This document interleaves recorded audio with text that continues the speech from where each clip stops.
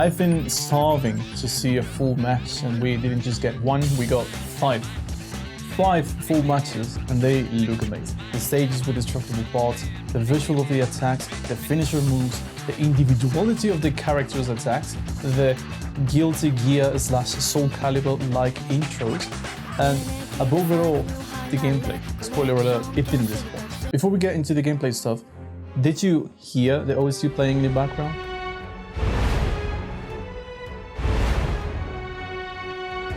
Did you notice that it changes whenever someone transforms?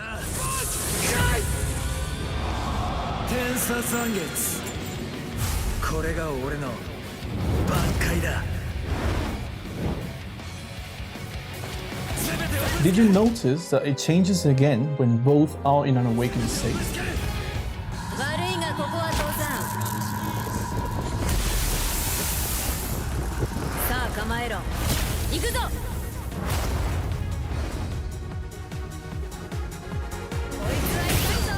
And did you also notice that it sounds extremely familiar?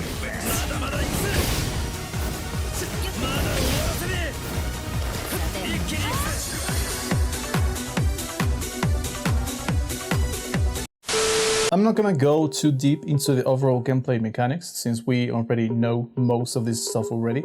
Instead, I will try to focus on the points that were more relevant than anything else. Like this attack with a red aura, which for the most part launches your opponent. It's important to notice that there are 3 different colors listed in the official website, which represent the different effects the reverse actions do.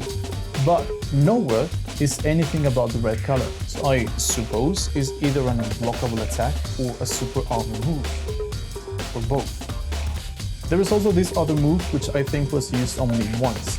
It looks like an instant counter that uses 1 bar of the reverse gauge, lets you evade an attack and immediately counter-attack for a follow-up. So it's good the reverse gauge is used for a variety of other actions too. Also, it looks like there are 3 finisher moves, 1 before evolution, the other after evolution, and the last one whenever the soul break happens for the last time and either player wins the match.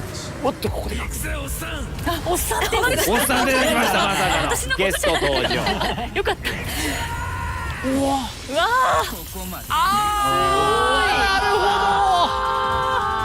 すごい Now, once you awaken or enter the evolution mode, the evolution bar will continue to fill up. This will eventually lead to the sublimation state, or mode. I don't know what that is. There is a whole thing with the sublimation mode, and I'm still not sure how it works. At first, I saw the sublimation mode as a way of the game to potentially finish in 1 turn if the match becomes too long.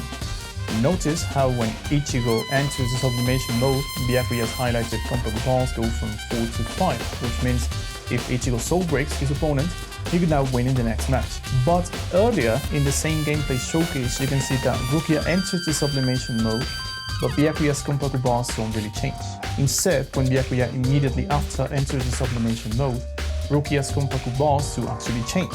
One look at the website talks about the morale gauge and the soul destroying skill changing, so probably has something to do with the damage taken and nor dealt. One interesting thing though is that after the sublimation mode, the evolution bar keeps filling up, till eventually leads to the spirit drive state. What does the spirit drive state do? I don't know. Another thing that really caught my attention was the pros and cons of the characters, which were perfectly highlighted by the gameplay thanks to the players not knowing much about their strengths and weaknesses. Things like Gin not being able to keep up with Ichigo since close quarters is not a very favorable gameplay style for Gin, or Byakuya being a pretty good controlled character, but by the way I love the fact that he raises his hand when using his range attack. Ichigo being the most balanced character out of most of them, and of course Yoroichi being fast as shit.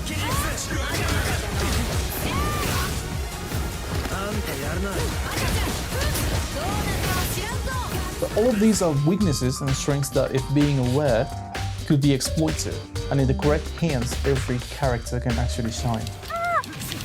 リバースゲージを使ってイチゴがやば仮面をかぶりましたねマジかあやば早えな Very cool, thumbs up. Very cool.